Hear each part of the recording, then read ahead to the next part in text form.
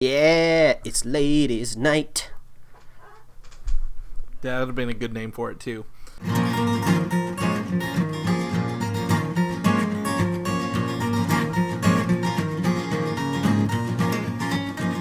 A modern podcast where Chris and Mike talk about TV, movies, superheroes, and everything in between. It's time for Superhero Slate. Hello, everyone, and welcome to Superhero Slate, the show where we run down the latest superhero entertainment news. We love TV, movies, and superheroes, so let's talk it all out. My name is Chris Dillard. And my name's Mike Royer.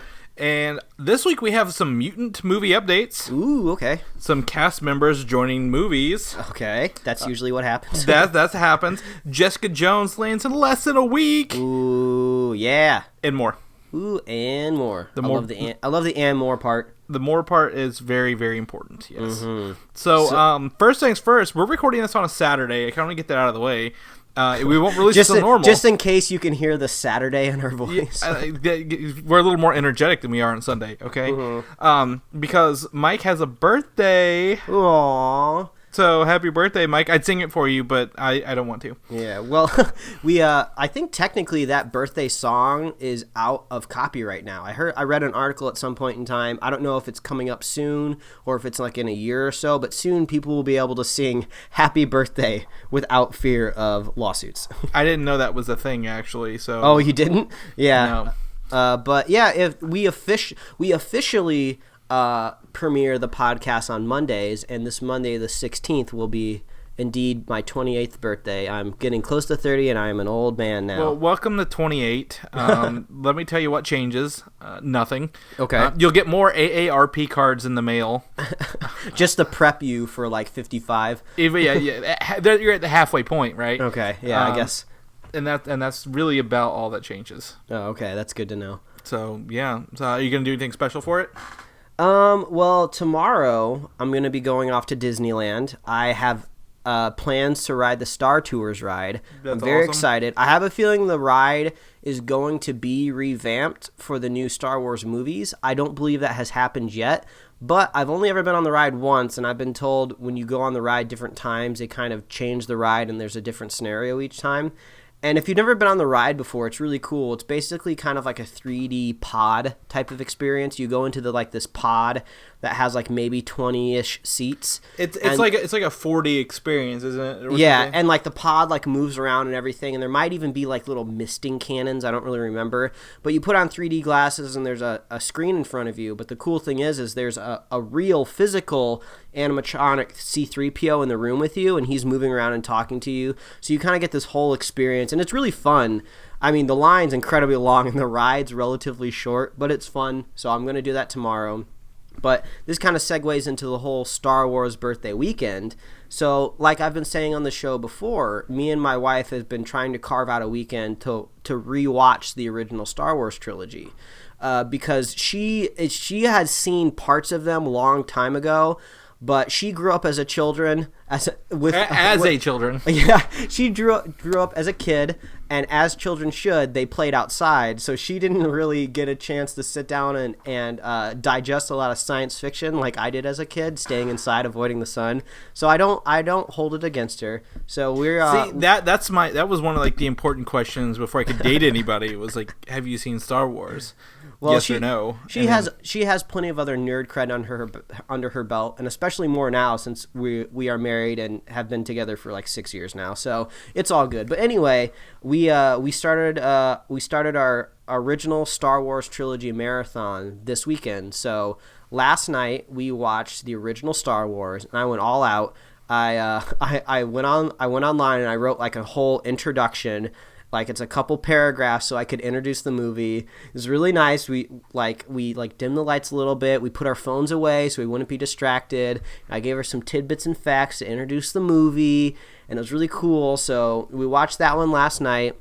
And then later today, we're going to watch Empire and Return of the Jedi. And I also have nice little introductions written for those so we get in the mood. And more importantly, we were watching the unaltered widescreen trilogy. So we're trying to get as close to what the original people saw in the theaters back in the 70s and 80s. So that's my question is, because, I mean, we're working on our Star Wars project, and I have the original trilogy to go because I figured I'd just go ahead and get the bad ones out of the way, and it's emotionally tasking to get through those three. How did you get these widescreen originals? Unlawfully, I suppose, but did you get the Harmy despecialized versions? I don't think there's any name attached to the despecialized versions. If there is, I don't remember. I think I just went online and I found them on a website. It just said Unaltered Trilogy, and I believe they're the Laserdisc rips. Okay. So I don't think the VHS ones could also be acceptable if they're not pan and scan. Yeah, so that's kind of how I got them, and I justify it just because, like, I would pay for them if they were available, but they're not available, and hope maybe in the future they will be. But it was kind of cool, seeing the escape pod jettisoned from the Princess Leia's ship at the beginning of the first one, because you kind of see the little square masking around it as it flies away, and that was kind of cool. So, I like those little bits. So we're gonna finish that up this weekend, and if time permits, I don't know if I want to sully the vision of Star Wars, because I feel like maybe I shouldn't, but I thought it might be kind of fun to jump into the prequels just so she kind of has a basis, because she's never seen the prequels, so that's good. So I kind of want to leave her untainted. Maybe I'll let her watch them after we see Force Awakens, but I don't know. I'm not sure. I just feel like sometimes you might need the whole context to know what you're going into. Yeah, it's true. Again, I talked at length this week with somebody about Star Wars, about how you should watch them, and it's called the Machete Cut is the recommended. I think I've heard of that. I don't know what the order is, but I've heard of that. So that's 3, I think it's 3, or I'm sorry, 4, 5, 2, 3, 6. Because you don't get, because it doesn't give away the fact that Luke is, the son of Darth Vader as much. I don't remember the exact way, but I mean, it was a huge conversation at the comic book store about this. Actually. Well, I mean, like, I've heard of people trying to cram the original prequels into one film, and usually the number one strategy when people have done this, because I've seen several different ways you can do it, is they always cut out at least 90% to the entire first film. They say, like, nope, that's not even, you don't even need it. Exactly, and that's what this is. It's actually 4, 5, 2, 3, 6, exactly what I said. And they take out 1 because 1 has no characters or situations that affect the rest of the trilogy. Yeah, and Qui-Gon dies in the first one, so you don't even see Qui-Gon again. He dies, Darth Maul dies. Or not die. I guess he's not dead, but he doesn't show up again in the movies. Yeah. And so on and so forth. And I agree that 2 and 3 aren't horrible compared to 1, but they're still pretty rough. Yeah. But yeah, Star Wars is awesome. We have a little bit of Star Wars news today. Yeah, I think I'll have some other tidbits to add to that Star Wars news when we get to it too. And I can't wait to play Star Wars Battlefront, which brings me to my kind of riff raff this week. Yeah, what you got going on, man? So Star Wars Battlefront comes out Tuesday. I've already purchased it. It's already downloaded on my Xbox. I'm just waiting for it to release. Oh, you can do that? You can pre-download the game? Yep, you can pre-download Xbox One games. Whoa! I had no idea you could do that. That's kind of the future. Yeah, so if you purchase digital only, that's how it works. Oh, that's awesome. A cool fact is if my friend, my future brother-in-law, Dylan, is getting the game on Tuesday as a disc, well, I can go to his house, sign into my account, download the game, and then whenever he pops in his disc, it'll be ready to play. Oh, nice. So it's a great feature. But I also bought 3 other games on Target's buy 2 get 1 free deal this week. Okay. So Fallout 4. All right, so you're one of those people now? That's what someone says. I like Fallout 3. I did not play the Fallout New Vegas, but I like it. I like some downtime games, And then I also got the Disney Infinity 3, the Star Wars edition. Oh, I don't really want to play those games, but I love the little toys. The toys, they're not even, they're so solid. Like, I have every Marvel one released in version 2. And I actually ordered the Hulkbuster and Ultron to come in the mail on Monday. And I'm gonna get all the Disney ones simply because their builds are so solid. Like they're if they weren't part of a game, I'd still buy them. I can't wait until your wedding in July so I can finally come and look at the place where you live, and I want to see all your little tidbits. Yeah, it's true. I bought some new pop vinyls this week. The Christmas Vacation. The Clark Griswold and Cousin Eddie. So I enjoy that. And then I also bought Planes, Trains, and Automobiles. Ah, yeah. My favorite Thanksgiving movie. So on Blu-ray. I got on Blu-ray. And I just bought a lot of stuff this weekend. This is the point of this story. Supporting the economy, it's okay. Really, really just supporting my non-drug related habits. Know what's a really good way to support the economy, though? What's that? Going to the movies. Oh man, are you segueing into our news? I'm segueing you, man, because when you go to the movies, make it a night. Go to dinner, put some money into the pockets of your server, of your hostess, of the cooks. Maybe swing by a toy store, buy some pop vinyls, and then segue yourself into the movie and segue into our news. That's right. I do enjoy some movie theater going. I will come up on when we get to Star Wars. Remind me to talk about my comic book store in Star Wars. Okay. But first off, X-Men Apocalypse. Ooh, yeah! 2 weeks in a row, we're getting Apocalypse news. Right. So the trailer is coming out with Star Wars, or at least in December, but we're pretty sure it's Star Wars. Oh man, so that is awesome. So we haven't had any official news on the Civil War trailer yet, and I'm actually skimming through our notes here to see if you have it anywhere in here, and I don't see it. But November is already halfway done, so there's only very minimal amount of time left to have Civil War pop up in November. And I don't think that's going to happen, especially with a whole week kind of blocked out due to the holidays of Thanksgiving. So I just don't see it happening in November. So that means not only are we going to get Apocalypse, but we're also going to be getting Civil War more than likely. I mean, that's crazy. Yeah, it's true. And what's really exciting is I think, this is from the director, Bryan Singer. He's working on the movie, still, kind of cuts. And I think last week we talked about reshoots and bringing Wolverine back. So the first trailer, we've seen, did they officially release the one from San Diego?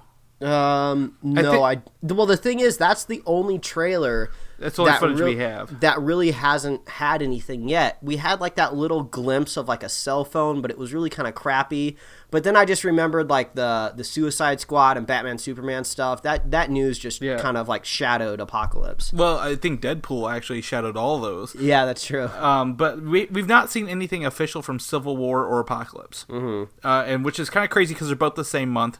May, the biggest month of the year. Unless Batman versus Superman and Star Wars, beat those records, which they very well could. So I expect it to come with Star Wars. Do you think we'll see it there? Civil War and Apocalypse in front of Star Wars. How excited would you be? I just don't know how many awesome trailers we can cram in front of this awesome movie. I almost kind of wish we could go into Star Wars with no trailers at all, just because I want to go into just straight to the movie. It's going to be one of the few times because even when I'm excited for a movie, usually I'm always excited to see the trailers as well, even though the trailers usually come out a week beforehand, on Tuesday anyway. But, I think it would be good just to jump right into the movie, because I just got to get, I'm so anxious for Star Wars at this point in time. I just need to get it over with. I need to get it over with so I can have it digested in my brain. That's true. Star Wars is pretty hype. Almost as hype as Deadpool. Whoa! What Deadpool news do we have now? So it's confirmed to share the Apocalypse universe. All right. So that was a question I've had for a while, so that's good. And it is in present day. All right. That's my other question. I've brought this up every time we've talked about Deadpool. I want to know about the time period. So it looks like we're talking 2015. Apocalypse is 1980s, correct? Yes. So how are they going to bridge that gap? That's kind of my question, where it's not going to bother me while I'm watching Apocalypse or Deadpool, how are they going to bridge this gap? But I got to imagine there's people over at the studio that are trying to solve this problem. I imagine it's already solved, actually. Is there going to be more? I just can't imagine more time travel. I think we've had enough time travel already. I don't think there's any time travel. This is at the end of it. This is all that stuff's happened, and I think Colossus will be our bridge.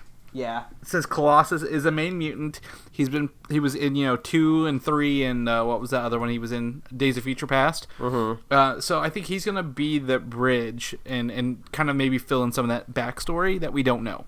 Yeah, you always seem to be the voice of reason when we talk about this. You always say like, no, it's okay. They'll just make it work. And I'm just like, but how? How will they do it? And they always do. They always make it work.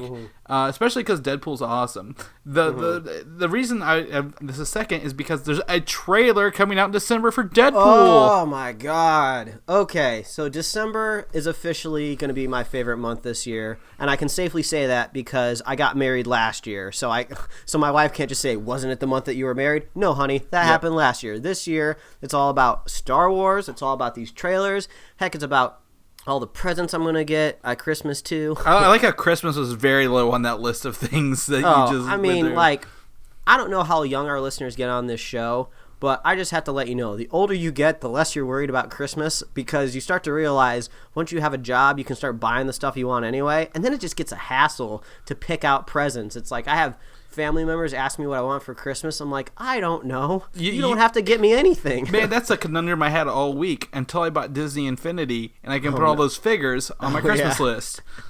Yeah, I guess that's true. Maybe I just need to adapt another hobby, or I need to start collecting something so people can just like start giving me that stuff. I should just tell people like I really like starfish or something, and people will just start buying me starfish knickknacks or something like that.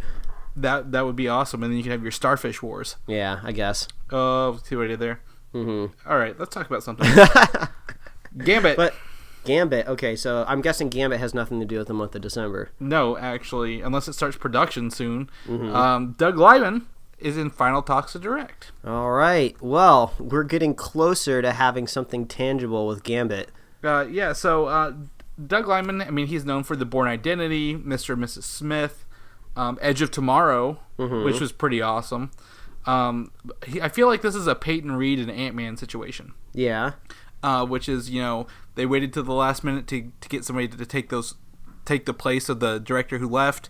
They're going to have a very short time for him to film. This is probably going to come out to be not a horrible movie, but nothing groundbreaking. Yeah, so it sounds like you're kind of on the same page as me, where we're just kind of pushing Gambit off to the edges, to the borders, until something exciting happens. Yeah, and I think it comes out in October and is the last film before Doctor Strange. So I think it's gonna kind of like Fantastic Four did, maybe leave a little bitter taste in our mouth until we get something good. I was craving for the next thing. I just have a really, really bad feeling that we're going to get official imagery for the Gambit film at some point next year, and it's going to be Channing Tatum, and he's going to be dressed in maybe some sort of superhero costume, and it's going to look awful just because I'm so used to getting like these promo images come out and these people look awful, and it's just not going to be a good way to start the Gambit movie. Yeah, to me, again, Gambit can't hold his own film. I just don't have any hope or desire for this movie in the long run. I apologize for those who do, but I can't do it. I feel like it's one of those things where it's like fans don't know what they want. Like for the longest time, fans have been like, oh, it'd be so awesome to have like Gambit, heck, give him his own movie. And then the studio's just like, they're asking for it, let's give it to him. But it's just like, that's not what we really want. Just give Gambit a good fleshed out role in an X-Men movie and we will be just as happy. He doesn't need his own standalone movie, but we don't want any superhero movie to be bad. We want it to be good. I didn't want to sit through that Fantastic Four movie. We wish it would have been good. We wish it would have started a franchise. Even though it bombed and it might be coming to Marvel, possibly, I would have been fine if it was great and we could have incorporated it in the X-Men universe. I don't want things to bomb, but I'm not excited for Gambit. Yeah, Gambit's really low. Of all the movies next year, Gambit's the lowest on the priority. And I think similar to Deadpool, the other standalone mutant movie, is that Deadpool has love behind it. Yeah. The actor, Ryan Reynolds, he's going out in the costume trick-or-treating. Like, he loves the character. And I just don't think there's enough love for Gambit for this to be a good movie or a product of that love. Yeah, and even though like Deadpool has like money behind it and it's being made by like a studio, it still kind of feels a little punk to me. Well, it's just like, we're rated R, we're doing all this crazy weird marketing, we don't care about anything, we're just gonna be weird, we're totally different, we're coming out in February. I just really love that vibe. Well, the thing is, Deadpool does not have hardly any money behind it. Gambit has more money behind it. Mm-hmm. Well, relatively speaking, it's still millions of dollars. yeah, but I mean, it's just a couple million rather than several hundred million. Yeah, but usually when you say the word punk, usually the word million's nowhere in there, but it just feels punky to me. Gambit doesn't feel like anything yet, so that's why I can't get excited about it. Yeah. So I just can't get behind Gambit. I can't. No matter what I do, I just can't do it. Yeah. But oh well. I mean, hopefully they get a director and they can pull something out for us. Mm-hmm. Kind of like Ant-Man and the Wasp, which is our next one. Ooh, I'm excited. I am too. Peyton Reed is in the middle of negotiations to return. Now I will go out on a limb here, and I will say Peyton Reed 100% is going to be the director. I mean, when the first movie came out, he was already talking about things he wanted to do with the second movie. I don't see why he wouldn't be in the film. I think Marvel's going to give him the money that he wants.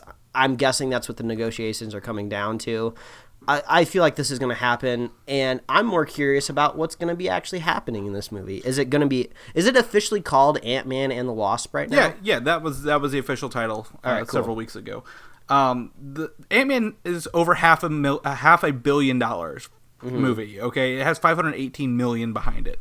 I think having Peyton Reed do his own movie from start to finish is gonna be awesome. And he's not just going to be in there just doing the job to get it done. All right, we need this shot, and we need this shot, and we need this shot. Let's go and do it. He's going to be able to pull something out that he wants and create I think a sequel that surpasses the original. Yeah. I'm really looking forward to Janet and the Wasp. I loved her feistiness in the first movie. It's Hope. Oh, is it Hope? Okay, I couldn't remember. Janet's her mom. It was a Van Dyne, so... Yes. But yeah, I really liked her character. She was really feisty. It almost feels like Paul Rudd almost wasn't the main character in Ant-Man. I mean, statistically, screen time he was, but I really feel like the meat of the story was with Hank and Hope. So I want to see more of that too in the sequel, because I feel like they have the more interesting story. Paul Rudd is hilarious, but his character, he was more funny when he was just kind of on the outskirts going like, oh, what's going on? I like that. And I think he's gonna merge into the Avengers really well doing that, because it kind of feels kind of like a Spider-Man-esque role. So I hope we get more Wasp. Like, I hope the movie ends up being Wasp and the Ant-Man, in my opinion. Yeah, and I definitely think it will. I think Peyton Reed did say something this week about female superheroes are needed, and he wants to do them justice, and that would be a great way to do it, because she was the level-headed, she's the fighter, she has the abilities that I think he kind of lacked, where he was just kind of happened into it as a heist man. Yeah. And Ant-Man comes out on DVD in a couple weeks, and I can't wait to get my hands on it and rewatch it. Yeah. And all the features. Yeah, well, 2 points here before we move off of Ant-Man. I feel like has the digital release of Ant-Man come already? Yes, it has. Okay, because I've started to see the high-resolution screenshots of the subatomic scene at the end of the movie. Okay. And there are very, very clear screenshots now where you can see... Janet, the first Wasp in there. I lied. It's digital on the 17th, actually. Oh, well, someone somehow came across really high resolution version of it, and I thought it was in conjunction with the digital release. But yeah, so we definitely have hints of the previous Wasp in there, which is awesome. But so you believe that silhouette now is Janet Van Dyne? Oh yeah, it's totally true. But at the same time, I mean, it's totally up to Peyton Reed how he wants to do it. I mean, it could just easily be like, oh, Ant-Man is going subatomic in this world, and he just does not know what to do with his psyche and his mentality, and he's literally just seeing all these things, and it could have just been an interpretation of his own vision. I don't know. There's many different ways you can spin it, but you can kind of find screenshots there, and it's kind of cool. And on the other note, if anybody listens to our podcast in a visual way, you can kind of see the theme with this week's image, where it's nothing but women. I crammed as many women into the featured image as we could, just because it's so true how there's actually effort into trying to get more women into these movies, which I think is awesome. And it's not just women for women's sake. I mean, like, when the Wasp was in the Ant-Man, it was super cool, and she wasn't like a damsel in distress.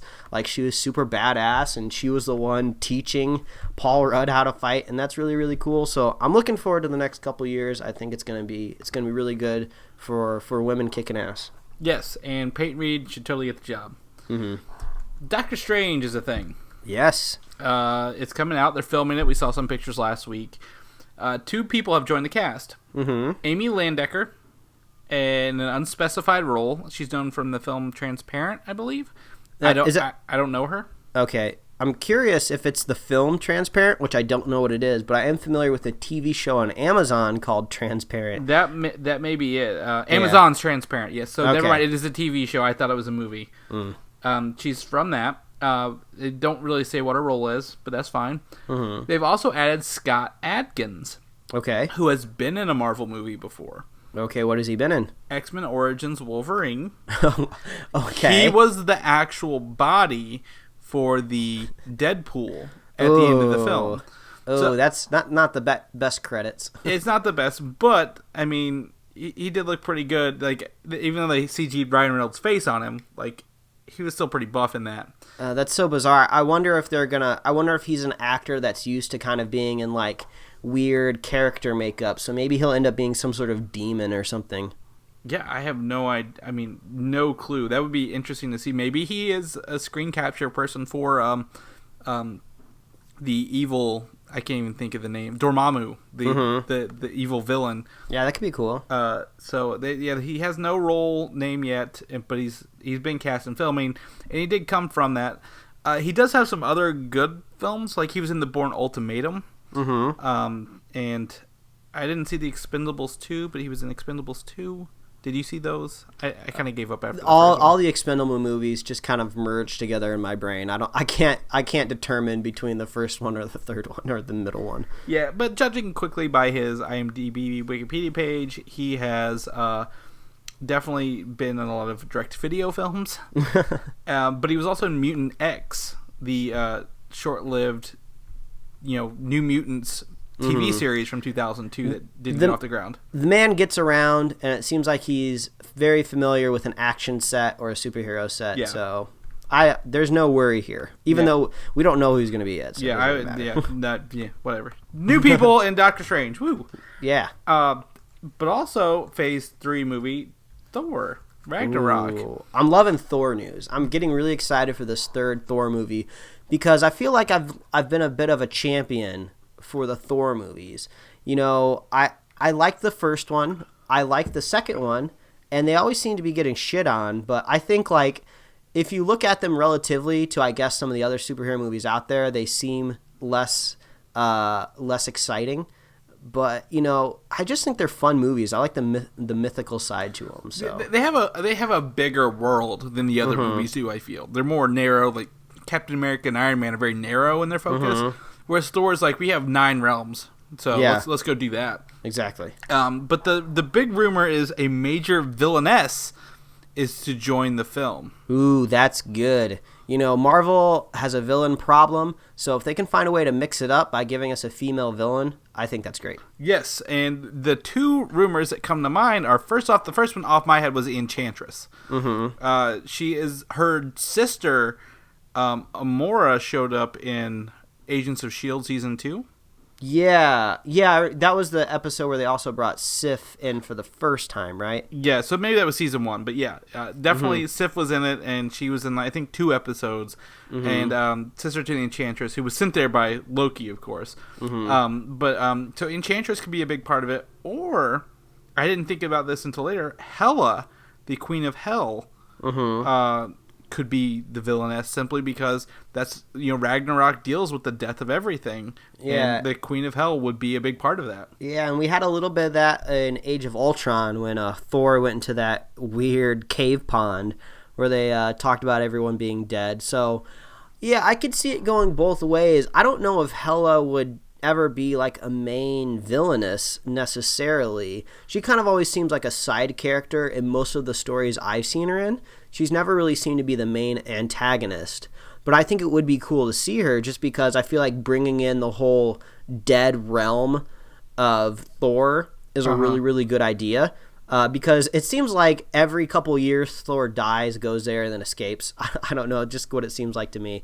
But I think Enchantress might seem more logical, because she's more front and center with all the Thor stories out there. Well, I mean, I wouldn't say that from the comic point of view, but definitely from Earth's Heroes point of view. The Enchantress was, from the beginning, a character who appeared almost every other episode. Especially in season 2, as you found out, where she kind of was tricked into doing some work for the fire demon god. Christopher Yost, who worked on Earth's Heroes, very, very much so, is writing the film. So I definitely see the Enchantress being his thing, because he understands the character. Yeah, and it would be kind of bizarre, but maybe that would be kind of interesting for a superhero movie if they brought in Hela and then she decides to have Thor or Loki's baby. Well, that would be kind of weird. in Norse mythology, Hela is the daughter of Loki. Oh, okay. So there's still family drama there, but also in the Ultimate Universe, she's not the daughter of Loki, but still has Thor's baby. So it's been done before. Yeah, I feel where you're coming from. There's a lot of drama to deal with Hela there. So either one, I'll take either one. Yeah. If they do Enchantress, they have to have the Executioner with his big axe. Oh yeah, that would be cool. Oh man, the Executioner fighting Hulk on the big screen. Ooh, that would be amazing. That's where it is.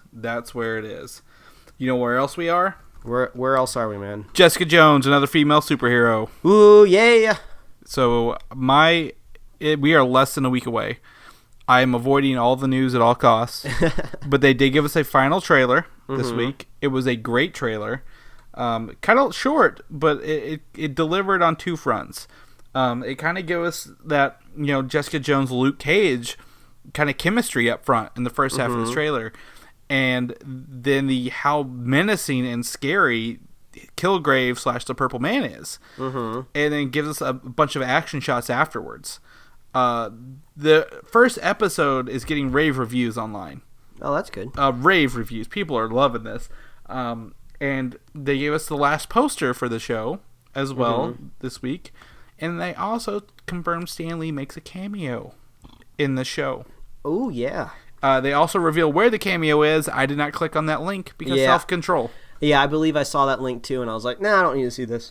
Yes, so I'm avoiding that news because in less than 7 days, we will be watching Jessica Jones. I will have it watched by next Sunday. I'm not gonna lie. Yeah. I'm ready for it. I'm ready. I'm tired of waiting. Yeah, I think it's going to be great. We brought this up on last week's show, but in case they missed it, we're going to be giving our initial thoughts of the episodes that we have watched next week on next week's episode. But we're going to give you guys another week to kind of digest the entire season, and then we'll drop our spoiler cast and we'll talk everything Jessica Jones down to the nitty-gritty, just like we did with Daredevil. So you don't have to worry. You can still listen to next week's episode without any spoilers. Yes, and there will be a special spoiler cast just for this. But I'm excited. Jessica Jones, it's like 7 months since Daredevil, and I'm kind of addicted to the Netflix universe already. Yeah, it's good. It's great. I'm totally thrilled for it. I mean, are you ready? Are you gonna try to have them all done by our first podcast? Or what are you thinking? I'm gonna do my best, but I think I'm gonna have. Unfortunately, I have some things going on in the real world next weekend that I think I'm gonna have to work around. But I'm going to do my best to try to get as much of it watched as I can. I'm at the very, very minimum going to get 3 episodes out of it the first weekend before our episode next week. But I will definitely have it finished by the following week. Okay, I'm going to go. I'm going all out. If you guys are going all out with me, let me know. But I'm going to try to go all out that I can. I'm going to try to get it done before Sunday, so I might do half Friday night, half Saturday, and some during Sunday. Who knows? I stayed up really late watching Daredevil the first time, and I don't think I soaked it all in. So I'm going to try to spread this one out. Yeah, you're a champ. Gotta be. So what about Star Wars? Oh! Star Wars! Speaking about spoilers. Yeah, there are links all over the place for Star Wars right now. Oh, man, there's been set photos that have dropped. There's been international trailers. There's TV spots. It's just like Star Wars. Knock it off. You had me at we're making a new Star Wars You movie. had me at Star Wars without George Lucas. Yeah, you had me at Star Wars Episode 7. Right. At this point, it's just like it's an all-out full blockade. Yeah. I'm not digesting anything new. I'm the same way, except one bit of news. Mm-hmm. The movie will be 2 hours and 15 minutes. Ah, juicy. You know, I was looking at the run times for the original trilogy just last night, and they all break the 2 hour mark. They're around like 2 hours 10, maybe 2 hours 8. They break the 2 hour mark, so this is good. This is in conjunction with the original trilogy. Yes, and what I was going to say earlier is my comic book store is giving out tickets to Star Wars. Ooh, yeah. By listening to their podcast, which I've been a part of, and kind of they have giveaways. So they got the whole theater to themselves, and they're only giving out like maybe 90 of the 110 seats, so it's not crowded. And I am thrilled. It's actually the screening after mine, so I wouldn't be seeing it first. But maybe I'm going to try to, get in these contests so I can see it with people who want to see Star Wars. Is it like a raffle, or do you have to do some sort of activity? Both. Each podcast has their own activity, and there is a raffle for 2 tickets as well. That's awesome. The raffle actually gives you 2 tickets and concessions, which is pretty awesome. Well, if we have any listeners in Southern Indiana, where can they track down this podcast? The Destination. It is in Louisville, Kentucky. It's the Destination Comics and Collectibles. Okay, cool. I get my comics there every week. They're awesome. I think I've been there 3 times this week. It's it's half a mile from my new office at work, so it's dangerous. But they are awesome guys. They had me, the podcast I did several months ago for Secret Wars. Those are those guys. Awesome. I love comic book stores, man. Yeah, this is the place to be. And I kind of, like you said, comic book store nerds are the people you want to see Star Wars with. They're not going to talk. They're not going to eat. They're in the same mindset as you. They just want to soak it in. Yeah. There's not going to be some jackass pulling out their phone to check a text message in the middle. Ooh, I will knock a fool out of his seat if I see that on Thursday night. I'm just going to be like, what are you doing? Yeah. You should definitely bring a Kylo Ren lightsaber. And just smack him with it. This is kind of one of the pluses of going to a theater with luxury loungers, because there's kind of like a full stop wall in front of you, because all these kind of recliners connect together. And then plus, since you're reclining, you're leaning back, you kind of don't see anything in front of you. So that's good. So I'm hoping if some jackass gets on their phone in front of me, at least I won't see it. Yeah, and I'm totally excited. Like, the more we talk about Star Wars, the more I'm excited. I just can't get over how close we are, but how far away we are at the same time. Oh man, we're getting so close. I kind of get a little nervous thinking about it, but oh man, I'm so excited. Yeah, don't worry. We will definitely. Well, you know what? I feel like maybe a week before Star Wars, I need to somehow find a way to artificially lower my expectations. I mean, I know the movie's gonna be good. If you want to lower your expectation, watch episode 1 the day before. I feel like my hype, I just can't be this hyped. I'm just setting myself up for failure. Kind of similar to what happened with that new Superman movie that came out like 2 years ago. Oh yeah, that one kind of sucked. I wasn't excited for that anyway. Neither was the last Spider-Man movie. I thought I was hyped with Electro and all that, and then I went in and I'm like, this is dumb. Yeah. Okay, anyway, you know what else is probably going to be dumb? What? Aquaman. Oh, man, you're making a lot of people mad right now. I don't care. Fuck those guys. This is something I don't have any hope for, despite the fact they got, what's his name? The Targaryen. The Dothraki. Oh, yeah, Dothraki. that guy, he's in Aquaman. But David Leslie Johnson, the Wrath of the Titans writer, that's all I know, that's all I can think of him from, is to write the script. Okay, James Wan is directing. He did the last Furious 7 movie. Okay. That's an interesting mix of very kind of different movies, but they're also just kind of...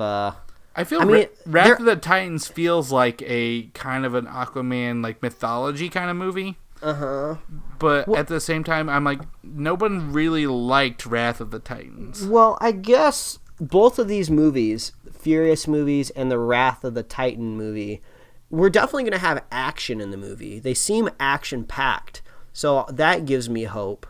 Everyone's preconceived notion is I feel like the old cartoon show of the Justice League, or the old classic Justice League of Aquaman that doesn't really do much. But I feel like they're going to try to swell over this and just try to make it ridiculous. Well, so if it gets action packed and there's just like nonstop crank to 11, I think they can make Aquaman cool. Yes, with the director, but the script is kind of where I'm concerned, is because Johnson has several things under his belt, including Red Riding Hood from 2011. No, I don't even know what that is. Exactly. The Conjuring 2. Okay. And a movie called Unforgettable, which kind of sounds like its title. Oh, man. It's just forgettable. Either way, he doesn't have a lot under his belt. His first movie was Orphan. I don't know if you saw Orphan. That's a creepy fucking movie. Yeah. Well, I guess we just kind of have to roll back into hopefully DC's doing the same thing Marvel does, where they can scout out the cheap talent. You know, we see you as a cheap get, but we also see your potential. So I'm gonna hold off, and hopefully that's good. I mean, it's kind of hard to really give my opinion on a lot of these Justice League movies right now, or parts of the Justice League movie, when we haven't had Batman Superman yet. I rewatched the Batman Superman trailer today, actually, and I'm excited for it. It looks cool, but at the same time, it's just like that Superman trailer, that Superman movie I just brought up in the last segment. Yeah. It was cool. So is it going to live up to it? I don't know. It's just hard to talk about it until I see Batman vs. Superman. I can talk about Aquaman like that. But Justice League is the one, I think, which is really relying on this. Oh, we got some Justice League news? We got Justice League news, man. Wow. Yeah, I know, right? So apparently, this is to start filming the first and second quarter of 2016 in the UK. Okay, cool. They're not filming back-to-back with Justice League 2. Oh, it sounds like they got a lot of stuff that they need to do in between then. Yes, which is, I think that's good. There's several years between Justice League 1 and 2. Mm-hmm. It's not 1 year like Avengers is, I'm pretty sure. So I think that's a smart move. Yeah, I mean, they got a plethora of characters to flesh out. You know, they got Aquaman, they got Flash, Wonder Woman. There's a cyborg movie in there somewhere. I don't know if I'm missing anything else. I think there's probably going to be another Batman movie, maybe another Superman movie. They got a lot of stuff to do until they bring in Phase 2 of their universe, you know. Well, that's if they're doing Justice League as a Phase 2, Phase 1 kind of marker. I can see Justice League 2 being like a bigger threat coming in the Justice League, like at the end. I don't know. I don't think they're taking the Marvel approach with the phases, but again, I think it's smart not to film movies that are that far apart back to back. Gotcha. Because a lot could change in those years. And yeah, you just don't want to. That's counting your eggs early, if I could say so. But Justice League is still coming. Apparently, we're going to start seeing some film or some on-screen, photos or off-set photos early next year. Let's do it. I want to see it. Yes, which coincides with Wonder Woman. Yeah, we got some Wonder Woman news. Yes, so just today, right before this happened, we got our first set photo from Wonder Woman. Oh, yeah. It seems to be a little period-oriented. So this is definitely World War II attire. Yeah. We have Chris Pine as Steve Trevor, confirmed from his outfit. Well, I mean, the man on the left, I don't know who that is. I'm sure someone could point out the actor. He definitely looks to be from a certain time period. But I don't know about Chris Pine. Does he look post time period to you? I think that attire is World War II attire. Yes. Mm-hmm. So are you saying Chris Pine will not? I mean, because it sounds like if Chris Pine is going to be World War II-esque character, we are not going to be seeing him really in anything else. This is going to be the only movie we see Chris Pine, because he would be an old-ass man in any Justice League movie. Well, that is barring any supernatural things that happens to maybe pluck him from the time stream and puts him in the thing. Yeah, it's Wonder Woman. She deals with, like mythological gods and stuff. Mm-hmm. I don't know. But the actor's name is Syed Tagamau. I can't say his name. Mm-hmm. Sorry. He's the one who posted the photo. And he has an acting chair beside Chris Pine and Gal Gadot? Gal Gadot. Gal Gadot. I believe, yeah. Yeah, whatever. Wonder Woman. So he has an acting chair beside them. So apparently he plays a pretty prominent role. Mm-hmm. But those have been confirmed to be World War II era outfits on both gentlemen. All right. Well, I guess that makes sense. Chris Pine, you might be the love interest, but you're gonna have to step away and let Bruce and Superman fill in your role once you die of old age. That about got dirty there, and I'm like, he's gonna say fill in what now? But yeah, I don't think they get Chris Pine for a one and done kind of deal either. Uh-huh. I feel he's got to come back, and I do hope it's in like through some sort of mystical way because Star Trek's dying. Or it's kind of be done with him, I guess, after the third movie, because most movies are 3 and done kind of these days. I don't know. Where have you been? They make franchises out of these things now.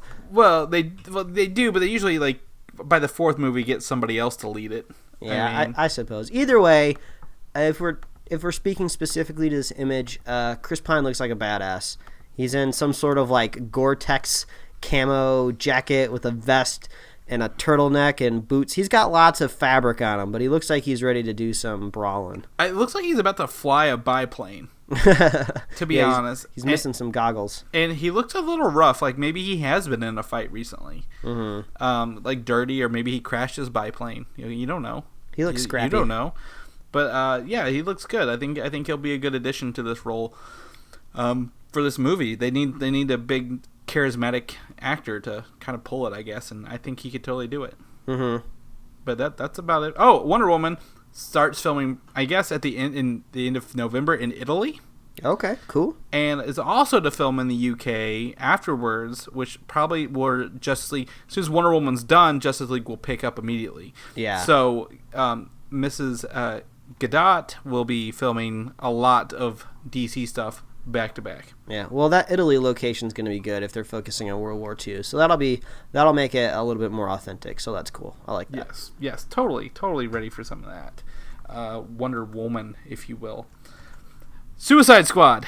Oh, Suicide Squad. Getting some news rolling in with Suicide Squad. Yes, so it is PG-13 confirmed. Okay, that's not surprising. A lot of people were said they wanted an R. I'm like, who would want an R film? Because you're going to limit your audience there. I mean, you're already limiting your audience with a name like Suicide Squad. Like, I can't wait till the Mothers Against, like, Suicide or something appears and starts, like, protesting the film. I mean, I think a rated R Suicide Squad would be cool, but at the same time, it's not surprising that it's not. I mean, Warner Brothers is trying to really build a franchise here, and they don't want to be holding people out.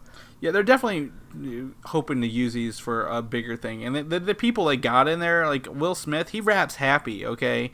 He's not going to do an R-rated movie like that. But I could see an unrated version of the film coming to DVD/Blu-ray. That'll sell the discs. That'll sell the digital copies. Yes, sell those digital copies all day long.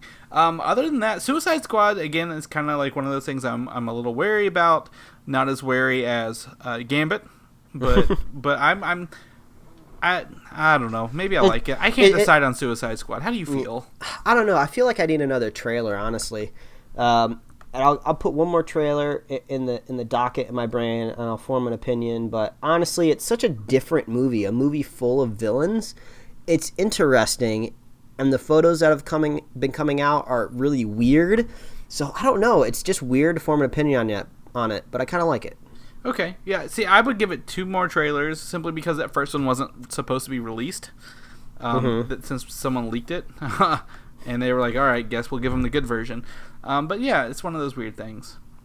You recently watched Snowpiercer, right? Yeah, I did. They're turning that into a TV series. Whoa, that's awesome. So it is becoming a TV series through ITV's Tomorrow Studios.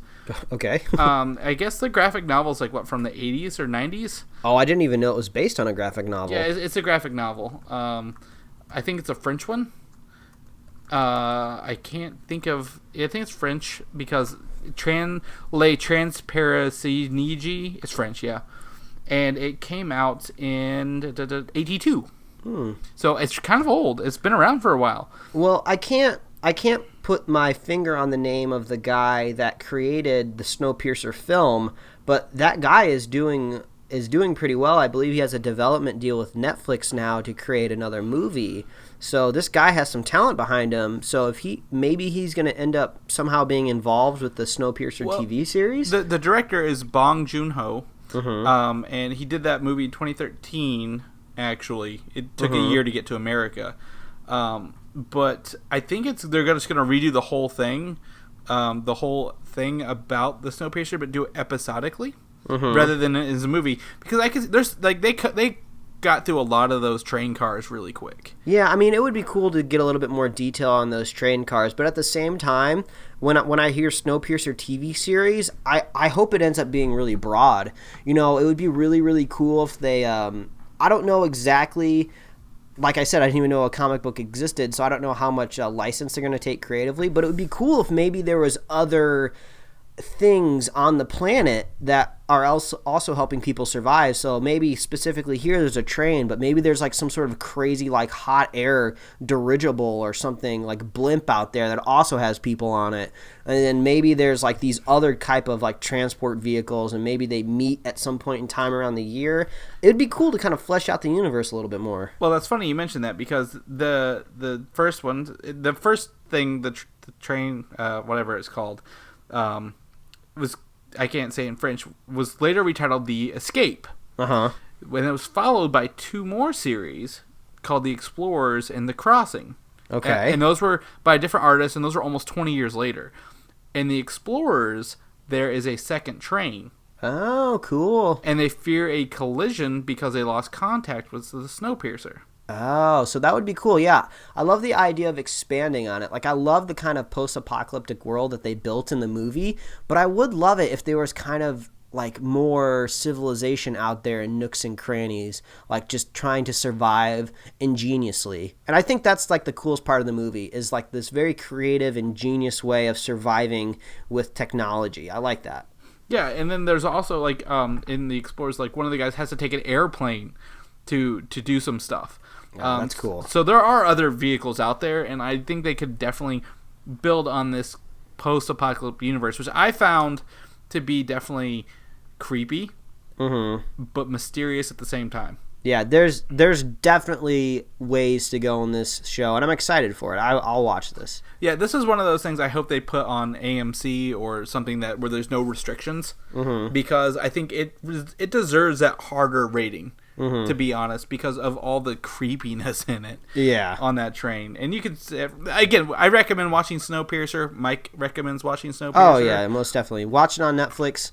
It's been there for a while, which makes, when something's been on Netflix for a really, really long time, I'm always worried it's going to leave anytime soon. So go watch it sooner than later. Who knows when they're going to drop it. And it's got Chris Evans in it, who played Captain America. Yeah. / the Human Torch.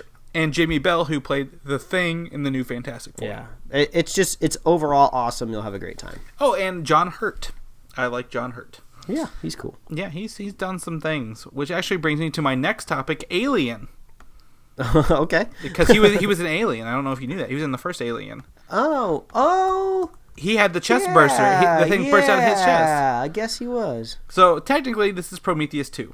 Yeah. Okay. So Prometheus 2. So it goes Alien 1, 2, chronologically release order. It goes Alien 1, 2, 3, and then Prometheus, or is there an Alien 4? There's Alien 4 Resurrection. Okay, so it goes Alien 1, 2, 3, 4, Prometheus 1, and then Alien Covenant, which is technically Prometheus 2? Yes, so there was a name change. It's no longer Alien Paradise Lost. It's Alien Covenant. Okay, that's better, because I didn't really like the Paradise Lost title.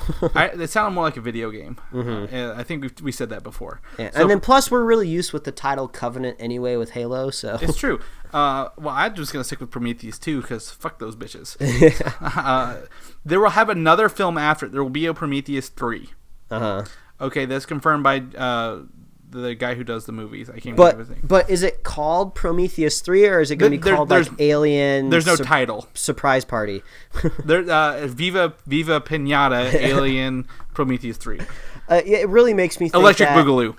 It makes me think that at some point in time there's going to be a box set that comes out, and it's going to be called Alien 5 Prometheus. And then it's going to be called like Alien 6 Covenant. They're gonna retitle that first Prometheus film sooner or later. Yeah, maybe. I who knows? But either way, the third film, there's no title, but there will be a third Prometheus film, and that will tie into Alien 1 finally. So he said that we're coming into Alien 1. Yeah, so chronologically, just so we have a chance to figure this out, because I've been really confused about this for the past couple episodes. Inside the movies, Prometheus is first. Okay, Prometheus number 1. Then Prometheus 2. Prometheus 2 / also known as Alien Covenant. Alien Covenant. Prometheus 3 / Alien whatever that will be. Then Alien 1, 2, 3, 4. And the rumored / it was kind of going, then it wasn't, that Neil Blomkamp version of Alien was going to be chronologically the newest version of Alien, right? It would not be 5. It would not take place after 4. 4 is several hundred years in the future where they clone Ripley. Okay, because I don't think I've seen that one. I have not either. I've watched Alien 1 through 3, but I've not seen 4. Okay, so it seems like no matter how... It seems like Alien 4 is kind of this weird Star Trek version where they just plucked a time way into the future to just totally separate itself. Yeah, it's 200 years after Alien 3, and Ripley's cloned because she has the alien queen inside her body from the third one. Okay, it was written by Joss Whedon. Oh man, Joss. I gotta go watch this now just because I know Joss is attached to it. Maybe it'll just be fun to watch. Yeah, so definitely I think the other one, the Alien 5, whatever it would be, I have no idea where that would take place, but it would involve characters from Alien 1. Okay. Does that make sense? I suppose. We'll just have to see how this shakes out.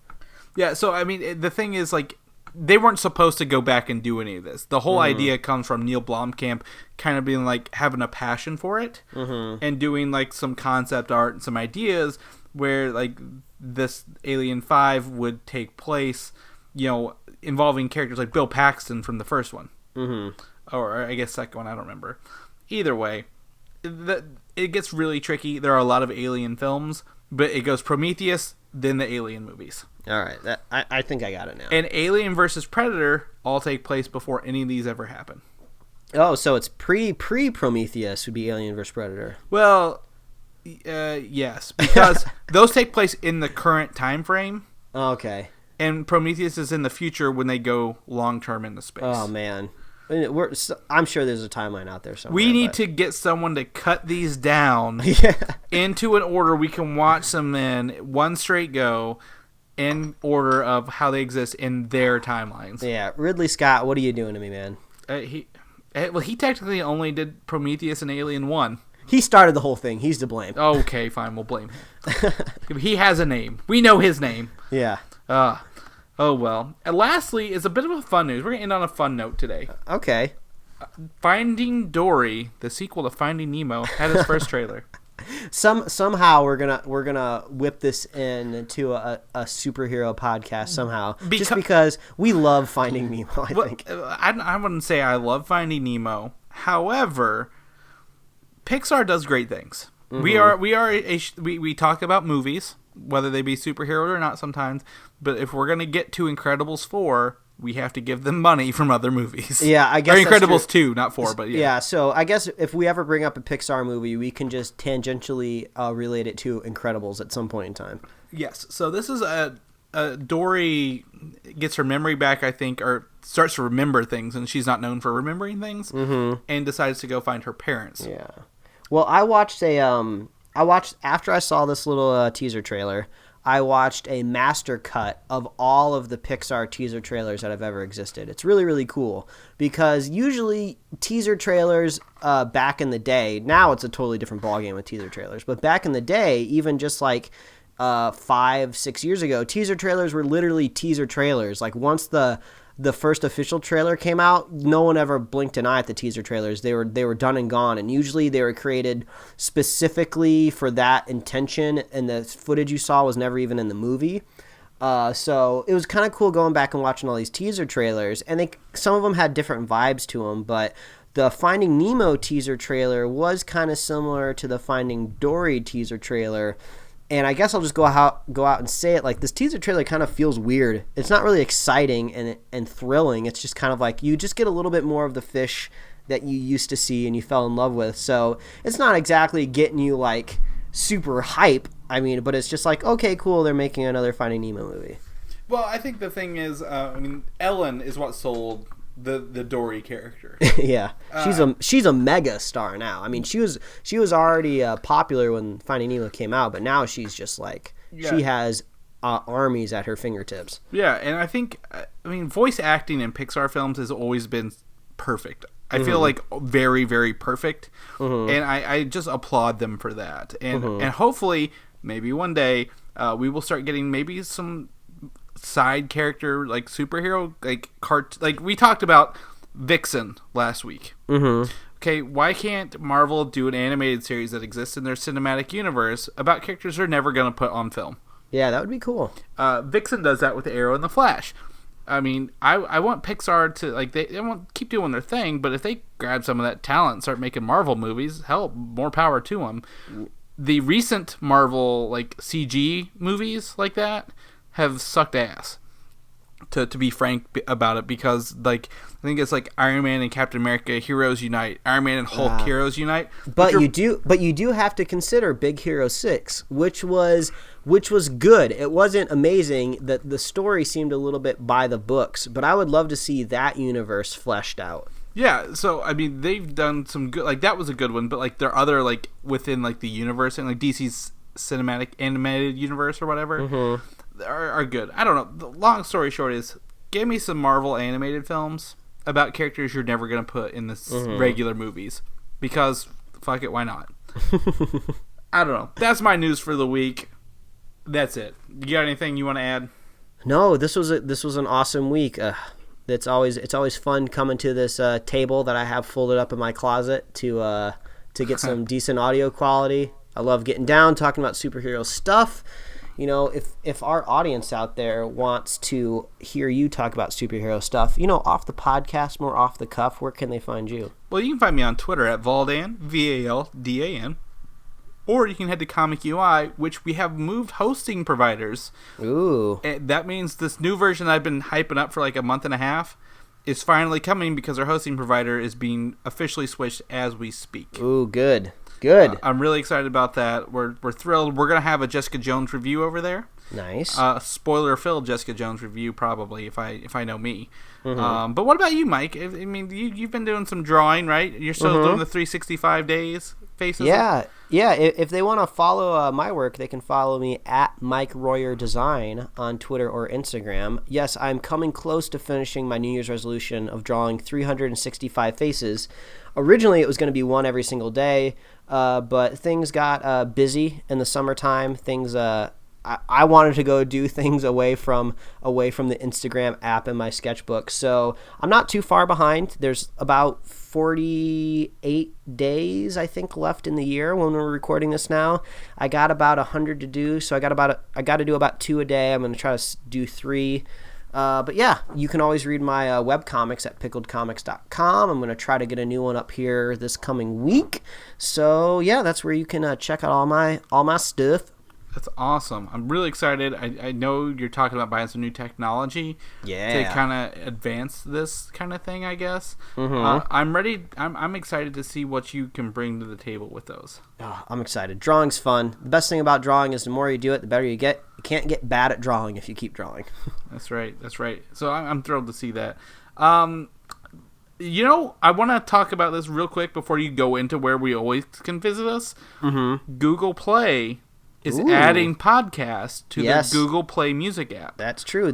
I imagine this will be helpful for people with Androids. Yes, so Google Play Music will be adding podcasts. It is not available yet. This is brand new. We've already been approved to be on their podcast list. Yeah, and I think this might end up being something at least sustainable, because I know over at the radio station, we are starting to move things over and get things approved for Google Play.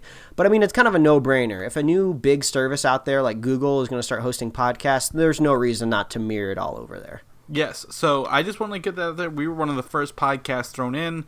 I'm not going to leave any stone unturned for you guys. I know we have a lot of listeners who have Androids who rely on YouTube. But, YouTube uses a lot of data. I don't want you guys to use your data out in the field. So hopefully this podcast app will be something that's usable for you guys and us as well. And you're going to find us on the Google Play Music Podcast Store, how many words that is. So I just want to add that in there. But where else can they find us, Mike? This is your deal. You know this. Well, as always, you can visit our website at superheroslate.com, and that's where you can find the links to every place that we are. We're on iTunes. We got awesome videos up on YouTube. We're on SoundCloud, Tumblr. You can subscribe via email and get us directly to your inbox. Heck, you can even like us on Facebook and Twitter. Those are also awesome places to follow us. And if you're a fan of the show, please consider going to iTunes and leaving us a review. Maybe in the future this will extend to Google Play as well, leaving us a review. But reviews are really, really helpful. It really helps people know that they can trust the show and they'll have a good time listening to us. And if you're a super fan, and I know we have some super fans out there, you can share the show with a friend, and we love that too. So yeah, we love talking to you guys every week, and I hope to talk to you guys again next week. Yes, we will definitely catch you up next week with some Jessica Jones stuff. Look forward to that. Oh, yeah, it's going to be a big episode, man. So that's it for this week. Let's get out of here. All right, bye, everybody. See ya. Thanks for listening, and don't forget to subscribe.